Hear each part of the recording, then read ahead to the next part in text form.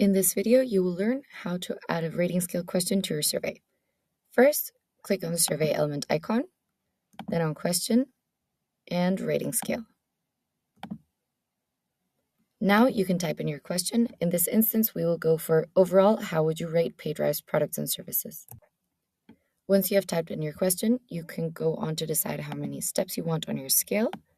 We will go for 5. You can also choose to reverse it to start it from 0 and to add or remove a don't know or no answer option. Now click next. Here you can also choose to include open answers, whether you want to require them or not. We recommend not requiring open answers, as it is often that our survey respondents don't have anything additionally to comment on.